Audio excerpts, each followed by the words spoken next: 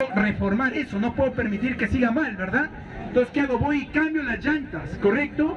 Cambio las bombillas internas para que puedan funcionar todos los botones de la licuadora, ¿correcto? Es exactamente lo mismo, pero en el caso es más grave, porque el carro y la licuadora tienen un motor que ya no funciona.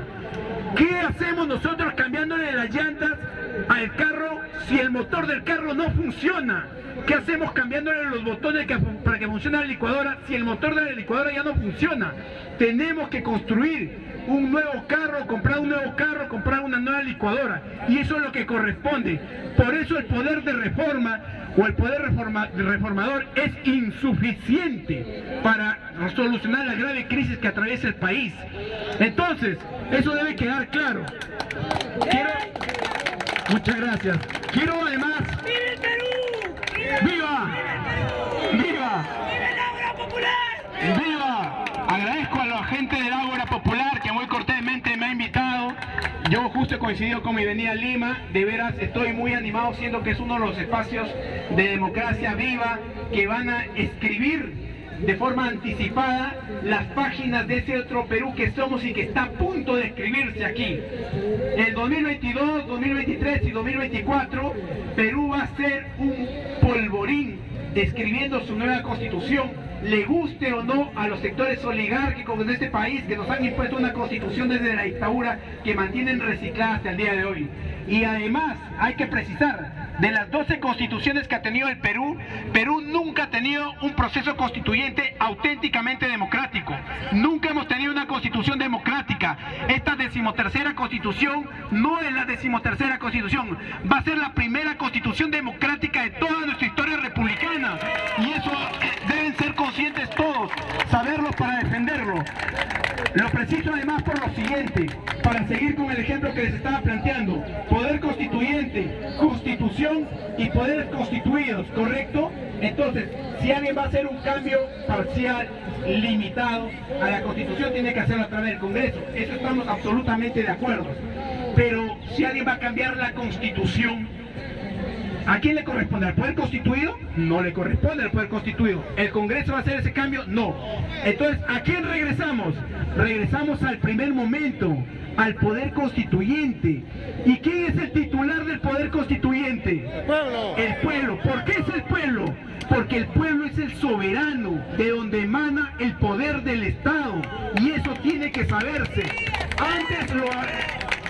Antes había sido Dios, habían sido los reyes, los monarcas, pero esta vez la única forma de legitimar con validez institucional toda la actuación del Estado es dándole el amalgama de que el origen del poder político nace mínimamente de una consulta popular directa en elecciones regulares o en elecciones extraordinarias al pueblo sobre quiénes van a ser sus representantes políticos a nivel ejecutivo y legislativo, quiénes son sus autoridades judiciales a través de un sistema de elección meritocrático y quiénes serán a través de elecciones extraordinarias sus representantes en una asamblea constituyente que van a escribir su nueva constitución para ese otro Perú que siempre hemos sido y seremos. Eso quiero mencionarles por lo siguiente: aquí hay un problema de fondo conceptual, hay mucha corrupción conceptual, como ustedes se pueden haber dado cuenta. Todos hablan de reforma, todos hablan de cambio, todos hablan de modificación, pero acá vamos a resolver definitivamente ese problema en este momento, ¿correcto? Nosotros, por general, tenemos verbos rectores. El poder reformador, que es el poder del Congreso que les he mencionado hace un ratito, ¿correcto? Ese es un poder que tiene 3 verbos rectores: reformar, modificar, enmendar. Pero nosotros no solo queremos hacer reformas, modificaciones o enmiendas a la Constitución y seguir con la misma Constitución del 93, ¿correcto? Nosotros queremos hacer un cambio de Constitución. Entonces, ¿cuáles son nuestros verbos rectores? Nuestros verbos rectores son cambiar la Constitución, cambio constitucional; reemplazar la Constitución, reemplazo constitucional; ¿no? Sustitución de la Constitución. Entonces, los verbos rectores son cambiar, reemplazar, sustituir. ¿Por qué? Porque nosotros vamos a abrogar un orden constitucional, vamos a eliminar, vamos a finiquitar un orden constitucional y vamos a sustituirlo, reemplazarlo por otro. Y eso tiene que quedar claro. Entonces, ¿cuál es el tema de fondo acá? Que en el caso de la Constitución del 93, igual que del 93 en Perú, igual que la Constitución de 1980 en Chile, sucede que fueron hechas por dictadores a la altura y medida de los intereses económicos, políticos y culturales de las dictaduras. ¿Correcto? Chile fue el primer experimento mundial de neoliberalismo a sangre y fuego, violando derechos humanos para dar la supremacía del capital sobre el ser humano, destruyendo los derechos sociales, destruyendo los controles democráticos, generando una partidocracia que se emancipa del pueblo, etc. Fujimori, en el caso peruano, copia lo que hace en parte Chile y prácticamente lo recicla, pero un contexto mucho más favorable todavía a Fujimori. Se había destruido uno de los bloques que competían en el mundo, en este caso el bloque soviético, y prácticamente había un monopensamiento, pensamiento único neoliberal, copiando lo de Chile, impusieron con dictadura constituyente esas ideas, ¿correcto? Entonces, en el caso de nosotros, ¿qué es lo que tendríamos que hacer presente? Que la Constitución del 93 jamás iba a poner en su propia Constitución dictatorial cómo se elimina la Constitución dictatorial.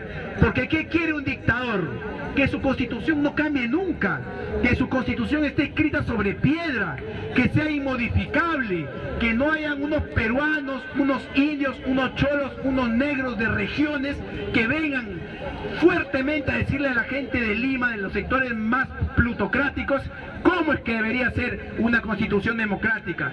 Entonces es obvio que no va a haber enunciaciones en la Constitución del 93 que hablen de cambio constitucional, con esos términos, de reemplazo constitucional, de sustitución constitucional. No lo iba a haber nunca. Entonces, ¿cómo entonces llegamos a comprar el kit electoral en la OMPE para hacer la recolección de firmas para ir al referéndum? Se preguntarán muchos, si en el kit dice reforma constitucional total a cargo de una asamblea constituyente. Ahí está el detalle. Ese es el detalle al que quiero llegar. La diferenciación entre lo que es la iniciativa legislativa de reforma constitucional parcial que está en el artículo 206, que siempre tiene que pasar por el Congreso, la figura central es el Congreso, versus el derecho ciudadano a referéndum que está en el artículo 31 y 32.1 de la Constitución misma de Fujimori en el marco del 2.17. Me explico. Va a haber reforma constitucional. El artículo 206, la primera parte, ustedes lo leen, ustedes deben haber visto a Rosa María Palacios quejándose y dice: yo no sé cómo la gente de izquierda, cómo algunos profesores de Derecho Constitucional no pueden entender que ahí dice toda reforma constitucional para ser aprobada debe pasar previamente por el Congreso. Ahí dice toda, y eso es suficiente para que se entienda que toda. Y hay que decirle: Rosa María Palacio, yo sé que tú estás metida con la Constitución neoliberal de Fujimori, no eres neutral en este análisis, por eso obviamente cometes corrupción conceptual. Lo que ella dice es cierto, pero en parte. Hay otra parte que es falsa. ¿En qué parte es cierto? En que toda reforma constitucional debe pasar previamente por el Congreso para su aprobación, de acuerdo, y luego va a referéndum, ¿no? Pero hay un detalle. La primera parte del artículo 206 tiene que leerse con la parte final del artículo 206. ¿Y qué dice la parte final del artículo 206? La iniciativa de reforma constitucional puede ser presentada por el presidente, los congresistas y los ciudadanos. ¿Correcto? ¿Cómo se tiene que interpretar el 206? Sistémicamente. No se puede interpretar aisladamente. Tiene que interpretarse como una unidad sistémica de entendimiento lingüístico.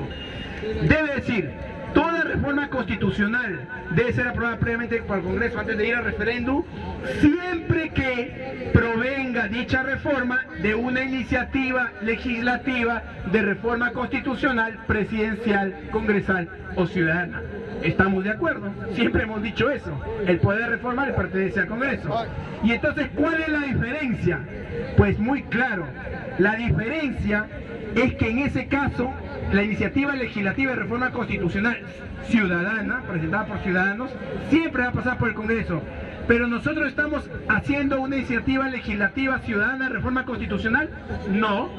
Nosotros, ¿qué estamos haciendo? Lo del artículo 31 de la Constitución, que dice: los ciudadanos tienen derecho a participar en los asuntos públicos del país mediante referéndum, iniciativa legislativa, revocatoria, rendición de cuentas, etc. El referéndum, con un nomen juris, un nombre jurídico autónomo y distinto a la iniciativa legislativa, pero en el mismo nivel, ¿se dan cuenta? Los ciudadanos tienen derecho a participar de asuntos públicos mediante referéndum, iniciativa legislativa, revocatoria. Y la cuestión acá de fondo es, ¿cuáles son las iniciativas legislativas? Son de 5 o 6 tipos, pero tenemos iniciativa legislativa de ley ordinaria, para una ley común, iniciativa legislativa de ley orgánica, las leyes que por ejemplo dicen cómo va a ser la estructura del Tribunal Constitucional, del Jurado Nacional de Elección, del Poder Judicial, ¿correcto? También tenemos iniciativa legislativa de reforma constitucional, iniciativa legislativa para ver el tema del presupuesto general de la República, ¿correcto? Son de iniciativas legislativas determinadas, y esa iniciativa legislativa es un derecho ciudadano, ¿correcto? Pero es un derecho ciudadano de forma autónoma, tanto como lo es el referéndum. Esto es, si hay un referéndum en el 31 y también me hablan de un referéndum en el 206, ¿qué quiere decir? Que no solo hay un referéndum. En la Constitución peruana hay 3 referéndums, ¿correcto? El referéndum ratificatorio del 206, que es un referéndum posterior a la actuación previa del Congreso, obvio. El referéndum consultivo o activador del 31, que es un referéndum como derecho ciudadano al mismo nivel de iniciativa legislativa, y también está el referéndum para definir los márgenes de la división político-administrativa que hay en los territorios distritales, provinciales, regionales, cuando hay pugnas entre estos, ¿correcto? Entonces tenemos 3 referéndums. ¿Y dónde está la corrupción conceptual? En que la extrema derecha, usando a sus altavoces mediáticos, esto es el poder mediático neoliberal en el Perú, trata de hacer que el concepto de referéndum, que está en el 206, sea aplicado para todos los otros referéndums. Y son referéndums distintos, porque el referéndum del 206 es un referéndum como ratificación de un acto previo del Congreso, mientras que el referéndum del 31 es un referéndum como derecho ciudadano autónomo de activación propia, y tan propia es que tiene una ley de desarrollo constitucional, que es la ley 26.300, ley de derechos de control y participación ciudadana, que en sus artículos de referencia sobre referéndum precisan que la forma en la que este se tiene que activar es cumpliendo el 10% de recolección de firmas del padrón vigente en la época en la que se solicita. ¿Cuál es el último padrón de firmas que tiene el Perú? El de la segunda vuelta. En la segunda vuelta, ¿cuántos votaron? 25.300.000 electores. ¿Qué significa? Que el 10% de 25.300.000 electores es 2.530.000 firmas suficientes para validar en una recolección, para presentarle a OMPE, para justificar que el Jurado Nacional de Elecciones esté obligado a convocar al referéndum, le guste o no al Congreso Neoliberal del Perú. Y eso hay que tenerlo claro.